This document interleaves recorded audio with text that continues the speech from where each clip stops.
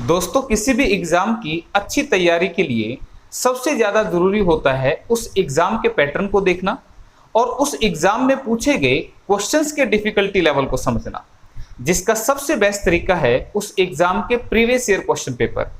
तो इसी बात को ध्यान में रखते हुए मैं आप लोगों के लिए स्टार्ट कर रहा हूं DSSB मैथ सीरीज, जिसमें हम DSSB द्वारा पूछे गए प्रीवियस ईयर मैथ्स के क्वेश्चन को सोल्व करेंगे। ये जो सीरीज है वो आपकी DSSB के साथ साथ अदर टीचिंग एग्जाम्स के लिए भी हेल्पफुल रहेगी। तो नमस्कार दोस्तों, मेरा नाम है राकेश और आप देख रहे हैं अचीवर्स ऑनलाइन क्लासेस। जैसा कि आप सभी जानते हैं दोस्तों, मैथ्स जो है वो एक कंसेप्ट बेस्ड सब्जेक्ट है, जिसमें आपको क्वेश्चंस का कंसेप्ट जब पता होगा तभी आप क्वेश्चन को कर पाते हैं। लेकिन इस सीरीज में मैं अपनी पूरी कोशिश करूंगा कि आपको पूरे कंप्लीट मैथ के क्वेश्चंस को विद कंसेप्ट समझा सकूं और उनकी ट्रिक आपको बता सकूं, जिससे आप उन क्वेश्चंस को एग्जाम में जल्दी सोल्व कर पाएंगे। इसके साथ ही दोस्तों, अगर आप मैथ्स का कंप्लीट कोर्स लेना चाहते हैं या आप DSSB का कोर्स लेना चाहते हैं, तो मेरा कंप्लीट कोर्स अचीवर्स एकेडमी की ऑफिशियल ऐप पर आपको मिल जाएगा, जिसे आप प्ले स्टोर से डाउनलोड कर सकते हैं। तो इसी के साथ आज की क्लास को शुरू करते हैं। तो पहला क्वेश्चन आपके सामने स्क्रीन पर ये रहा। यहां पर दोस्तों क्वेश्चन दोनों मीडियम में है, इंग्लिश मीडियम भी और हिंदी मीडियम भी। आपका जो भी मीडियम है आप वीडियो पॉज करके स्टेटमेंट को उसमें पढ़ लें। मैं केवल एक ही मीडियम में स्टेटमेंट पढ़ूंगा, जिससे मैं कम समय में ज्यादा क्वेश्चंस को करवा सकूं। तो क्वेश्चन है कि एक व्यापारी अपने सामान का मूल्य क्रय मूल्य से 40% अधिक अंकित करता है। वह अपने स्टॉक का 50% अंकित मूल्य पर बेचता है, 20% स्टॉक 20% छूट पर तथा शेष अंकित मूल्य के 25% छूट पर बेच देता है। तो उसका कुल लाभ प्रतिशत ज्ञात कीजिए। ये जो क्वेश्चन है आपका प्रॉफिट एंड लॉस में हमारा एक डिस्काउंट सेक्शन है, वहां का क्वेश्चन है। तो कैसे क्वेश्चन को करना है, ध्यान से लाइन बाय लाइन पढ़ते चलेंगे और क्वेश्चन को लिखते चलेंगे। कि एक व्यापारी है जो अपने सामान का मूल्य क्रय मूल्य से 40% अधिक अंकित कर रहा है। इस बात का मतलब क्या, क्रय मूल्य होता है कॉस्ट प्राइस, जिस रेट पर कोई चीज खरीदी जाती है उसे क्रय मूल्य बोलते हैं। और अंकित मूल्य होता है मार्क प्राइस। आप बाजार से कोई भी चीज खरीदते हैं तो उसके ऊपर जो रेट लिखा होता है वो होता है हमारा मार्क प्राइस। तो इसमें कह रहे हैं कि उसने जो सामान खरीदा, मान लो उसने खरीदा 100 रुपए का, ठीक है, तो इसका कॉस्ट प्राइस कितना हो गया, 100 रुपए। फिर उसने क्या किया, इस पर लेबल लगा दिया 40% बढ़ाकर। 40% बढ़ाने का मतलब क्या कि पर 100 को हम परसेंटेज बोलते हैं। मैंने कहा पर 100 को क्या बोलते हैं, परसेंटेज। यानी कि 40% का मतलब हुआ 40/100, या किसी भी चीज को 100 में से मापना ही परसेंटेज है। तो यहां पे मैं बताना चाहूंगा कि अगर वो चीज 100 रुपए की खरीद के लाया, मैंने यहां पर 100 रुपए क्यों माना, क्योंकि इसका बेस परसेंटेज के हिसाब से 100 है, ठीक है। तो अगर वो चीज 100 की खरीद के लाया तो 100 का 40% 40 ही होता है। यानी कि उसने उसके ऊपर 40% बढ़ाकर लेबल लगाया, यानी कि उसने उसके ऊपर 140 रुपए रेट लिख दिया। क्या बात समझ में आई, ठीक है। तो पहली लाइन में यही लिखा हुआ था। आगे उसने कहा कि वह अपने स्टॉक का 50%, ध्यान दो, उसने पहले 50% बेचा, उसके बाद 20% स्टॉक बेचा और फिर उसने बेचा शेष स्टॉक। तो तुम मुझे बताओ 50% 20% कितना हो गया, 70%। और कितना और कर दो कि टोटल 100% हो जाए, तो तुम कहोगे 30% और कर दो, ठीक है। तो आपको मैं बताना चाह रहा हूं कि यहां पर ये जो बोला इसने कि शेष अंकित मूल्य के 25% छूट पर बेच रहे हैं, तो वो शेष स्टॉक को हमने ऐसे निकाल लिया कि टोटल हमने मान लिया 100% स्टॉक था, जिसमें से 50% एक बार बेचा, 20% एक बार बेचा, तो 70% बेच दिया, बचा कितना, 30%। क्लियर है। अब यहां से इस क्वेश्चन को करने के लिए आप सबसे पहले इसका फ्रैक्शन बनाएंगे। फ्रैक्शन यानी कि भिन्न कैसे बनता है, आपको मैंने अभी बताया कि जैसे ही परसेंटेज हटेगा तो इसके नाम का 100 नीचे लगाएंगे, और 100 नीचे लगाने के बाद ये कट के कितना बनता है, 1/2, ठीक है। सिमिलरली इसमें परसेंट हटाने पर नीचे लगाएंगे 100 और कटने के बाद ये बनता है 1/5, ठीक है। तो मैं सीधा यहां लिख देता हूं एक बार, दिस इज 1/5। अगेन 30% को भी फ्रैक्शन में कन्वर्ट करेंगे तो ये है 30/100, तो सोल्व करने के बाद बनेगा 3/10। अब मैं यहां पर क्यों गया, यहां से मैं आपको एक खास बात जो बताने वाला था। यहां पर ये जितने भी फ्रैक्शन हमने इस परसेंटेज से बनाए हैं, इनमें बेस वैल्यू को आपने ध्यान से देखना है। बेस वैल्यू क्या है, इसमें 2 है, इसमें 5 है और इसमें 10 है। बेस वैल्यू कितनी है, 2, 5 और 10। आप देखें यहां पर इनका एलसीएम क्या होगा, ध्यान दीजिए, मैंने बोला इनका एलसीएम किसका, 2 का, 5 का और 10 का। मैं ऐसा क्यों बोल रहा हूं दोस्तों, क्योंकि एलसीएम एक ऐसा नंबर होता है जो 2 से भी कटेगा, 5 से भी कटेगा और 10 से भी कटेगा। ठीक है, और कैसे निकालते हैं एलसीएम, उसके लिए आप नंबर्स को ऐसे लिखें, फिर यहां एक ऐसे नंबर से काटें जिससे कम से कम 2 नंबर कटते हों। ध्यान दो, यहां पर 2 और 10 हमारे 2 से कट रहे हैं, तो 2 एकम 2, जो नहीं कटा एज इट इज लिख लें, 2 पंजे 10। फर्दर ये दोनों नंबर हमारे 5 से कट रहे हैं, तो इसको मैं 5 से काटूंगा तो ये हमारा इस प्रकार से आ जाएगा। उसके बाद फिर आप इनको मल्टीप्लाई कर दें और आपको मिलेगा एलसीएम 10। ठीक है, इसी बात को बिना लिखे आप कैसे कर सकते थे, आपने सबसे बड़े नंबर को, आप जिसका एलसीएम निकाल रहे हैं, इनका एलसीएम, उसमें से आप सबसे बड़े नंबर को उठा लें और देखें कि क्या वो सबसे बड़ा नंबर इन बाकी बचे हुए नंबर से कट रहा है। तो हमने देखा 10 2 से भी कट रहा है और 5 से भी कट रहा है, इसका मतलब इनका जो एलसीएम आएगा वो कितना आएगा, 10 आएगा। ठीक है भाई, कितना आ रहा है यहाँ पे, 10 आ रहा है। अब ये मैंने एलसीएम क्यों निकाला, इसका रीजन क्या है, अब वो मार्केट से कुछ सामान लेके आया 100 रुपए का और उसने लेबल लगा दिया 140 रुपए का। तो अब वो जो सामान लेके आया, हमने उसकी संख्या को 10 मान लिया कि भाई वो 10 जो सामान है वो मार्केट से लेके आया। ठीक है भाई, तो अगर उसने टोटल 10 सामान खरीद लिए, तो अब देखो क्वेश्चन में क्या बोल रहा था, उसने कहा कि वह अपने स्टॉक का 50%, तो मुझे बताओ 10 का 50% कैसे निकालोगे, 50% 1/2 होता है, तो तुम 10 की गुणा 1/2 से करोगे, तो इसका मतलब 5 वस्तुएं। ये कितनी वस्तुएं हो गई, 5। टोटल वो कितनी लाया था, 10 लाया था, जिसमें से 5 वस्तुएं उसने किस पर बेच दी, अंकित मूल्य पर बेच दी।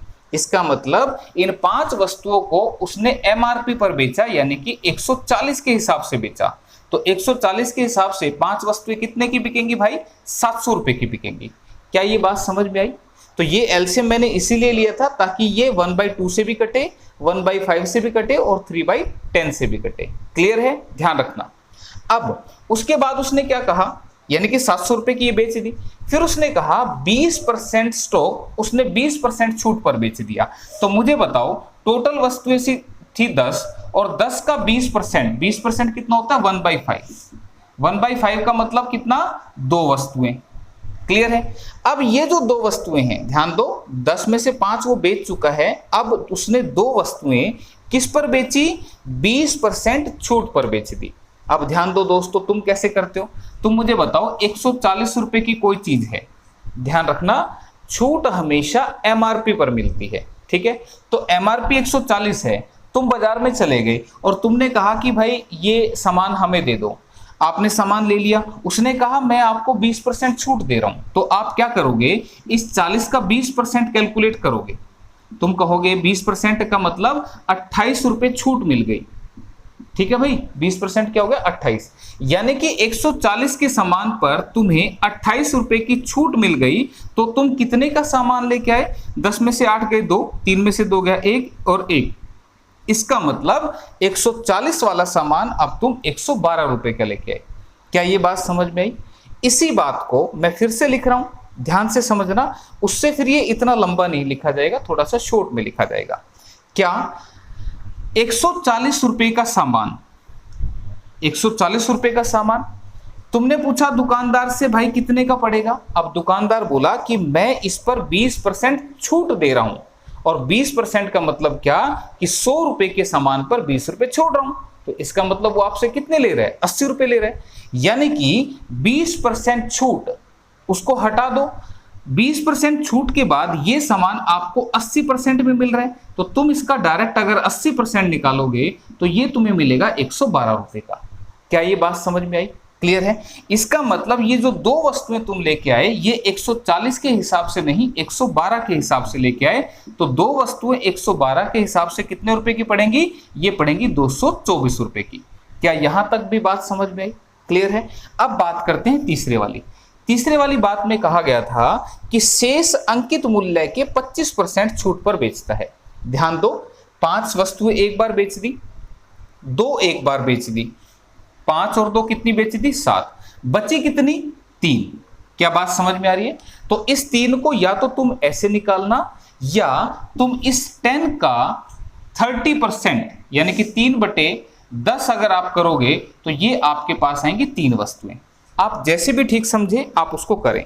तो ध्यान दो, यहां पर वस्तुओं की संख्या मैंने इस प्रकार से मानी थी ताकि ये अलग अलग हमारे प्रॉपर आर्टिकल्स आ जाएं। ठीक है, अब 3 वस्तुएं बच गई। अब उसने क्या किया? 140 की ना देकर 25% डिस्काउंट पर दे दी। इसका मतलब हुआ तुम्हारे 25 रुपए छोड़ दिए, 100 में से 25 छोड़ दिए, तो तुम्हारे कितने लिए? 100 में से 75। ठीक है, तो 100 में से 75 तुम्हारे, यानी कि 75% पे आपको चीज दी है तो 75% निकालूंगा, तो 25 तिया 75, 25 चौके 100, 4 तिये 12, 4 पंजे 20 और 35 तिये 105। यानी कि 140 का सामान 25% छूट के बाद आपको मिला कितने का? 105 रुपए का। तो आपने 3 सामान यहां पर जो है वो बेचे हैं, तो 3 गुना 105 कितना बनेगा? 315। क्या यहां तक बात समझ में आई? अब ध्यान दो, आपने जो सामान बेचा है वो 50% बेचा 700 रुपए का, बाकी 20% बेचा 224 का, और जो शेष बच गया वो बेचा 315 रुपए का। क्लियर है? अब उसने कहा कि इसमें कुल लाभ प्रतिशत कितना है। ध्यान दो, अगर आप लाभ प्रतिशत निकालना चाहते हैं तो लाभ प्रतिशत यानी कि परसेंट प्रॉफिट कैसे निकलता है? लाभ बटे में क्रय मूल्य गुणा में 100। It means profit percent is equal to profit upon में सीपी इनटू में 100। क्लियर है? ऐसे आप प्रॉफिट परसेंट निकालेंगे। अब इसके लिए आपको क्या पता होना चाहिए कि आप खरीद के कितने की लाए। देखो प्रॉफिट कैसे पता लगेगा? मैंने कहा आपने कोई चीज 50 रुपए की खरीदी और आपने वो 70 की बेच दी, तो क्या प्रॉफिट हुआ या लॉस हुआ? आप कहेंगे 50 की खरीद के 70 की बेच रहे हैं तो इसका मतलब 20 का प्रॉफिट हो गया। अगर मैं कहूं कि आपने 50 की खरीद कर 30 की बेच दी तो आप क्या कहेंगे? यहां पर लॉस हो रहा है। ठीक है, तो इसी बात से अब यहां पर आप देखो, आप खरीद के कितने की लाए थे? आपने कितनी वस्तुएं खरीदी थी? 10। एक वस्तु 100 रुपए की है तो 10 वस्तुएं कितने की खरीदी? तुम कहोगे 1000 रुपए की खरीद ली। क्या ये बात समझ में? बेची कितने की? अब 140 के हिसाब से तो नहीं बेची, बेची तो इस प्रकार है। तो ये बेची कितने की? उसके लिए आप 700 प्लस 224 प्लस 315 करेंगे तो ये आपकी आएंगी 1239। ठीक है, आप इसको प्लस करके देखो, ये आपका 1239 बन रहा है। ठीक है भाई, तो अब मुझे बताओ, तुम खरीद के लाए कोई चीज 1000 रुपए की और तुम बेच रहे हो उसको 1239 रुपए की, तो तुम्हें प्रॉफिट होगा कि लॉस होगा? तुम कहोगे सर जी यहां पर प्रॉफिट होगा। क्यों? क्योंकि खरीद के 1000 की लाए थे और बेची 1239 की, इसका मतलब 239 रुपए का प्रॉफिट हो गया। ठीक है, तो इसको इस फार्मूले में रखेंगे तो 239 का प्रॉफिट कितने पर? कॉस्ट प्राइस पर। किससे पता लगा प्रॉफिट हुआ? इस 1000 रुपए से पता लगा। तो जिससे पता लगता है उसको नीचे रखते हैं, और याद रखना प्रॉफिट परसेंट या लॉस परसेंट निकालने के लिए आप नीचे कॉस्ट प्राइस को रखेंगे और मल्टीप्लाई कर देंगे 100 से। ये क्यों 100 लगाया? कि कितने परसेंट प्रॉफिट हुआ, इसके लिए हम यहां पर 100 लगा रहे हैं। ठीक है, तो अब इसको काटेंगे तो 2 0 से 2 0 कटेगा और 239/10 ये बन गया 23.9%। तो ऐसा कहीं पर लिखा हुआ है, ऑप्शन नंबर 3 में लिखा हुआ है। ठीक है, तो दोस्तों आपने कोशिश करनी है, मैं अपनी तरफ से पूरे एफर्ट कर रहा हूं कि चीजों को प्रॉपर तरीके से एक्सप्लेन करूं ताकि इस चैप्टर के बिना बेसिक को क्लियर करे मैं इस टाइप का क्वेश्चन आपको समझा दूं। ठीक है, और ध्यान रखना कि आपने सीखने की इच्छा रखनी है, कोशिश मैं पूरी करूंगा कि मैं आपको सिखा दूं। तो ये आपका पहला क्वेश्चन था। अगला क्वेश्चन आपके सामने ये रहा। तो ध्यान रखना, ये जो टाइप का क्वेश्चन अगर ऐसा दोबारा आता है तो फिर आप उसको ऐसे कर लें जैसे कि मैंने अभी करवाया है। नेक्स्ट क्वेश्चन आपके लिए, 4 अंकों की सबसे बड़ी संख्या के अंकों का योग क्या होगा जिसे 12, 28 तथा 33 से भाग देने पर प्रत्येक स्थिति में 8 शेष बचे। ध्यान दे दोस्तों, अगर कोई संख्या 12, 28 और 33 से पूरी डिवाइड होती है तो वो उसका एलसीएम होती है।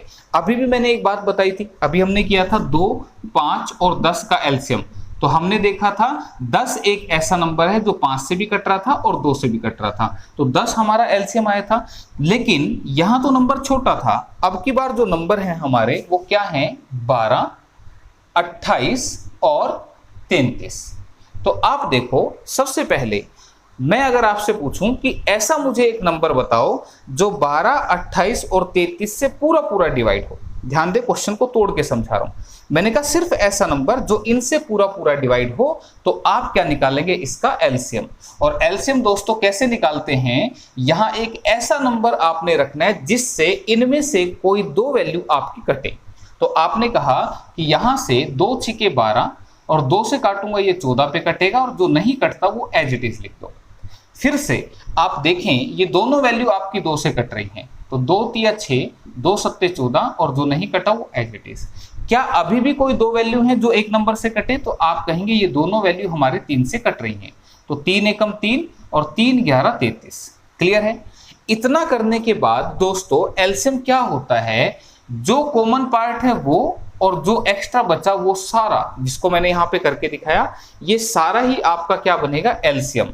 यानी कि एलसीएम के लिए आप मल्टीप्लाई कर दें 2 गुणा 2 गुणा 3, तो 2 दूनी 4 की 12, 12 सत्ते 84 और 84 की गुणा 11 से करोगे तो ये आएगा 924। ठीक है, 84 की मल्टीप्लाई मैंने 11 से करी है। आप करेंगे तो कैसे फटाफट कर सकते हैं, सबसे पहले इस 4 को लिखना, उसके बाद 8 और 4 को ऐड करना, 8 और 4 ऐड करूंगा तो क्या बनेगा, 12 और 1 बनेगा हासिल। फिर 8 को लिखना होता है, 1 हासिल जोड़ के ये बनता है 9, तो 924 आता है, जिसको मैंने डायरेक्टली कर दिया था। आपको अगर ये नहीं समझ में आया तो आप 84 × 11 करके लिख दें। ठीक है भाई, क्लियर। तो इनका जो एलसीएम है 12, 28 और 33 का, वो कितना है, 924। इसका मतलब 924 एक ऐसा नंबर है जो 12 से भी डिवाइड होगा, 28 से भी और 33 से भी। ठीक है, यहां तक क्लियर हुआ। अब उसने क्या पूछा था कि जो संख्या है वो 4 अंकों की सबसे बड़ी होनी चाहिए। 4 अंकों की, ये तो 3 ही अंकों की आई हमारे पास। तो अब 4 अंकों की संख्या के लिए आपने क्या करना है, आपने 4 डिजिट का सबसे बड़ा नंबर लेना है और उसको इस एलसीएम से डिवाइड कर देना है।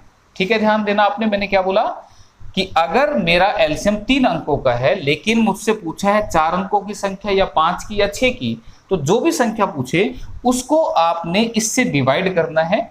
और आप यहां पे कैसे करेंगे आगे मैं एक बार लिख देता हूं। 924 से कम 924, कितना बचा, 9 में से 4 गए 5, 9 में से 2 गए 7 और ये इतना।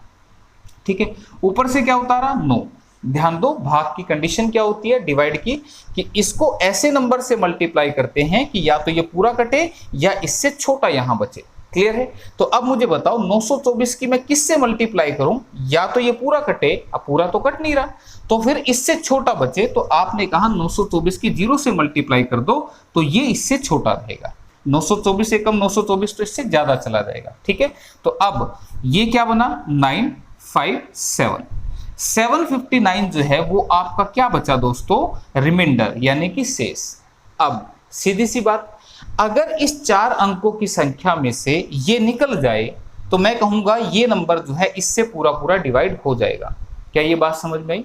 जैसे फॉर एग्जांपल मैंने कहा कि मेरे पास एक नंबर है 17, इसको अगर मैं 5 से डिवाइड करता हूं तो डिवाइड करने से इसमें कितना रिमाइंडर बचता है, 2। तो अगर दोस्तों 17 में से ये 2 निकाल लिया जाए तो क्या जो बचेगा नंबर वो 5 से पूरा नहीं कटेगा, बिल्कुल कटेगा। ठीक है, यही बात मैंने यहां कही कि इस 4 अंकों की संख्या में से मैं अगर 759 को माइनस कर लूंगा तो ये जो मेरा नंबर बनेगा ये हमारा 4 अंकों का वो नंबर होगा जो 924 से पूरा डिवाइड होगा। ध्यान रखना, अगर ये 924 से डिवाइड हो रहा है तो इसका मतलब फिर ये 12, 28 और 33 से भी डिवाइड हो रहा होगा। ऐसा मैंने क्यों कहा, इसका भी मैं प्रैक्टिकल एक्सप्लेनेशन देता हूं। आप मुझे एक सिंपल सी बात बताइए, क्या 12 6 से डिवाइड होता है? तो आप कहेंगे बिल्कुल 6 से पूरा डिवाइड होता है। तो क्या 12 का दुगना 24 6 से डिवाइड होगा? बिल्कुल ये भी 6 से डिवाइड होगा। क्या 12 का 3 गुना 36 डिवाइड होगा? बिल्कुल होगा। क्या 12 का 10 गुना 120 6 से डिवाइड होगा? बिल्कुल डिवाइड होगा। क्लियर है? तो यही मैं कह रहा था, अगर 924 का 10 गुना क्या बनेगा, ये 924 को 10 से गुना करूंगा तो ये 92 से 40 बनेगा ना। तो इसका मतलब ये 9240 924 से पूरा कट रहा है, तो इसका मतलब ये इनसे भी पूरा कटेगा। ठीक है, बात समझ में आई? इसीलिए हमने यहां पर ये डिवीजन का प्रोसेस किया है। अब 9240 इनसे पूरा कट रहा है, तो अब क्वेश्चन में एक लाइन और बची है जिसमें वो बोल रहा है कि इनसे भाग देने पर प्रत्येक स्थिति में 8 रिमाइंडर बचना चाहिए। मुझे बताओ, ये नंबर तो इनसे पूरा पूरा डिवाइड हो जाएगा, लेकिन उसने कहा कि यहां 8 शेष बचना चाहिए, तो तुम क्या करो, इसको 8 और ज्यादा दे दो। ठीक है, जैसे मैं कहूं कि मैं अगर आपसे 100 रुपए ले लूं तो आपके पास 8 रुपए बचने चाहिए, लेकिन आपके पास तो 100 ही रुपए हैं, तो मैंने 100 रुपए ले लिए तो आपके पास तो कुछ भी नहीं बचेगा। तो मैं कह रहा हूं कि आपके पास 8 रुपए बचने चाहिए, तो इसका मतलब यह है कि आपको 8 रुपए एक्स्ट्रा दे देते हैं। तो जैसे ही मैं आपसे 100 रुपए लूंगा, आपके पास वो 8 रुपए बच जाएंगे। इसीलिए हमने इसमें 8 को प्लस किया और ये बन गया 9248। क्या यहां तक बात समझ में आई? ये 8 क्यों प्लस किया? क्योंकि हर बार 8 शेष बचना चाहिए था जब इनसे डिवाइड करूं। तो अगर मैं इसको डिवाइड करूंगा इनसे, तो इसमें से 9240 कट जाएगा और 8 जो एक्स्ट्रा हमने दिया है वो बच जाएगा। अब बात आती है आखिरी लाइन की, और आखिरी लाइन में लिखा था कि 4 अंकों की सबसे बड़े संख्या के अंकों का योग क्या होगा। यानी कि आपसे वो पूछना चाह रहा था, ये जो नंबर आ गया इसके डिजिट्स का जो टोटल है वो क्या होगा। तो अब ये तुम कर सकते हो, 9 और 2 11, 11 और 4 15, 15 और 8 23। तो 23 जो है 23 हमारे क्वेश्चन का आंसर बनेगा। ऑप्शन नंबर 1 में ऐसा लिखा हुआ है। ठीक है, तो देखा आपने कि किस तरह का क्वेश्चन था। तो ये याद रखने हैं, ऐसे क्वेश्चन दोबारा से अगर आ जाएं तो आपने उनको इस तरह से कर देना है। यहाँ कोई और अल्टरनेट नहीं था जिसको मैं लगाता, ये डिटेल करना ही हमारी मजबूरी था। ठीक है, इसलिए ऐसा हुआ। कोई बात नहीं, आप जस्ट क्वेश्चंस को सीखते रहें, तरह तरह के क्वेश्चन आएंगे। एक क्वेश्चन भी अगर आप नया सीखते हैं, इसका मतलब आपकी एक टाइप क्लियर हो जाती है। ठीक है, तो अब नेक्स्ट क्वेश्चन आपके सामने ये लगा दिया है मैंने। अगर आप कर सकते हैं तो वीडियो को पॉज करके आप पहले किया करो, और साथ के साथ मैं प्रैक्टिकल भी आपको बताता चलूंगा ताकि चीजें समझने में आसानी हो। क्वेश्चन है, एक घनाभ की भुजाओं का योग 23 सेंटीमीटर तथा इसका विकर्ण 3√20, ये 3√21 सेंटीमीटर है। तो घनाभ का कुल सतही क्षेत्रफल क्या है? घनाभ जिसे आप क्यूबॉइड बोलते हैं, तो क्वेश्चन में लिखा हुआ ही है, लेकिन मैं आपको प्रैक्टिकल करके दिखाऊंगा, रियल लाइफ में आपको दिखाऊंगा। ठीक है, तो ये जो मैंने एक ऑब्जेक्ट लिया है, ये जो शेप है, ये हमारी एक घनाभ आकार की शेप है। मेरे ख्याल से सभी को अच्छे से दिख रही होगी। यहाँ क्या लिखा वो मैं अभी समझाऊंगा, लेकिन ये जो शेप है, मैं इसका एग्जांपल दे देता हूँ। रियल लाइफ में आपने ईंट देखी होगी, या आप माचिस की बात करें तो वो आपके क्यूबॉइड यानी कि घनाभ के एग्जाम्पल हैं। क्लियर है? अब यहाँ पर मैं कुछ पॉइंट एक्सप्लेन करना चाहूंगा। अगर मैं इसको ऐसे दिखाऊं, देखो ये बिल्कुल साफ साफ, अगर मैं इसको ऐसे दिखाऊं तो ये आपको क्या दिखती है? एक रेक्टेंगल यानी कि आयत दिखती है। ठीक है, ये बात समझ में आई। तो सतह ये है इसकी, ये पहली सतह है। ठीक है, तो सतह के बारे में चलो करते हैं बात। फिलहाल मैंने आपको जब ऐसे दिखाया था, तो अब मैं इसको ऐसे दिखा रहा हूं। ध्यान दो, ये जो है ये इसकी लेंथ है, ये इसकी ब्रेड्थ है, यानी कि ये लंबाई है, ये इसकी चौड़ाई है। ठीक है, अगर मैं देखूं ये कितना ऊंचा है, तो ये इसकी हाइट है। यहां पर देखो h लिखा हुआ है, यहाँ l लिखा हुआ था, l for length, b for breadth and h for height. तो यहाँ पर 3 चीजें हैं। ठीक है, एक लंबाई, एक चौड़ाई और एक ऊंचाई। ठीक, क्लियर है यहाँ तक बात? तो अब यहाँ पे जो इसकी भुजाएं हैं, जो डायमेंशंस हैं, इसने बोला ना घनाभ की भुजाओं का योग, इसका मतलब l plus b plus h, इन सभी का जो टोटल है वो 23 सेंटीमीटर दे रखा है। इसके बाद इसका जो विकर्ण है डायगोनल, वो डायगोनल मैं अभी बनाऊंगा डायग्राम में, लेकिन उसके बाद उसने पूछा कि घनाभ का कुल सतही क्षेत्रफल कितना होता है, जिसको आप टोटल सरफेस एरिया बोलते हैं। तो अब ध्यान दो, टोटल सरफेस एरिया कौन सा होगा। अगर मैं आपको कहूं ना कि भाई ये एक गिफ्ट आइटम है और इसको ना जरा पैक कर दो, तो तुम पैक कहां से करोगे, तुम इस पूरे पोर्शन को करोगे, यहां भी करोगे, यहां भी करोगे, यहां भी और इसके पीछे भी, इसी तरह से इधर से भी और इधर से भी, यानी कि इसकी सारी साइड्स को पूरा बंद कर दोगे तो आप कहोगे कि हमने इसको पैक कर दिया। और ध्यान दें, ये जो सारा ही पोर्शन जिसको आपने पैक किया था, इसी को हम टोटल सरफेस एरिया बोलते हैं। क्या बात समझ में आई।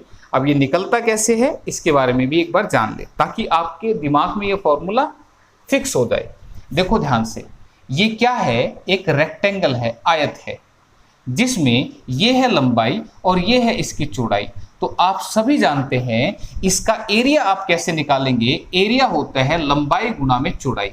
क्या ये बात आप सभी को समझ में आ रही है, क्लियर। तो यहाँ पे हमारे क्वेश्चन में एक घनाभ है जो कि किस शेप का होता है, उसको मैं आपको बना के दिखा रहा हूँ, वो इस शेप का होता है।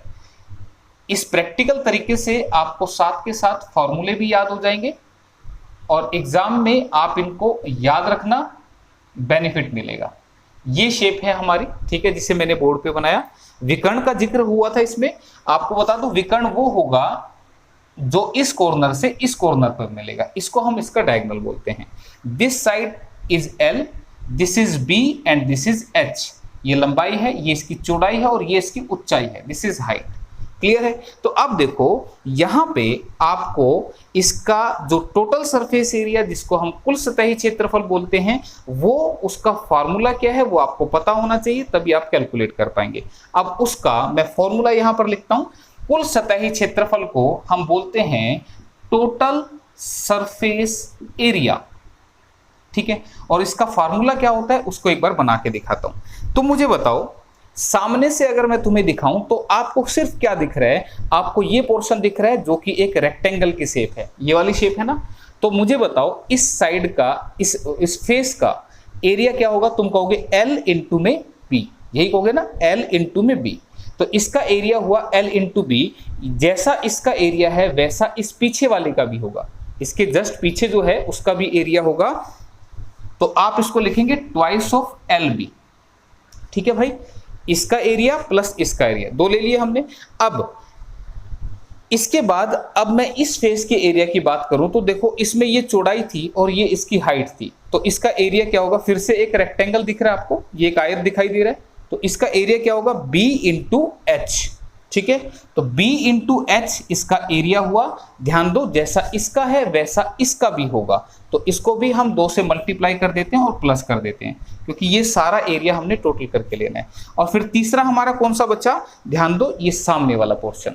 इस पोर्शन में ये फिर से आपको एक रेक्टेंगल दिखाई दे रही है, देखो आयत दिखाई दे रही है। इसका एरिया क्या होगा L, ये लंबाई है और ये इसकी हाइट है, तो L इंटू H, क्लियर। तो twice of L into H, क्योंकि जैसा इसका है वैसा ही इसका भी होगा। तो इस फॉर्मूले को आप याद रख सकते हैं, फिर से 2 कॉमन लेके LB plus BH plus LH। आप क्या करें, आप एक बार LB लें, फिर BH लें और फिर LH लें, ठीक है, और 2 आगे कॉमन ले लें। तो ये फॉर्मूला कैसे बना मैंने आपको सारा सिखाने की कोशिश की है, ठीक है। अब यहाँ पे आप ध्यान रखना कुछ और फॉर्मूले भी, वो क्या है।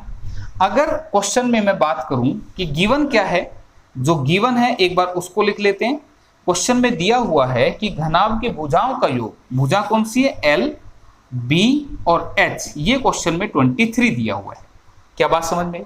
फिर उसने बोला इसका विकर्ण, यानी कि ये भी दिया हुआ है। तो आप याद रखना जो घनाभ का विकर्ण होता है वो होता है L square plus B square plus H square under the square root. ये फॉर्मूले याद रखने पड़ेंगे भाई, ठीक है। ये फॉर्मूले अगर आपको याद होंगे तभी आप क्वेश्चन को कर पाएंगे। तो यहाँ पे विकर्ण यानी कि क्या दे रखा है, L square plus B square plus H square का रूट आपको कितना दे रखा है, दिस इज 3√21। क्लियर है यहां तक बात। और आपसे पूछना चाह रहे हैं कि इसकी वैल्यू क्या होगी, ठीक है। अब ये कैसे निकलेगा इसको भी समझ लो। अब यहाँ पे आपको एक फॉर्मूला पता होना चाहिए इसको कैलकुलेट करने के लिए, और वो जो फॉर्मूला है वो हमारा एक अलजेब्रा का फॉर्मूला है, जो कि क्या है, L plus B plus H का whole square, this is equal to L square plus B square plus H square plus में twice of L B plus B H plus L H. ये formula होता है दोस्तों जिसे आपने याद रखना है।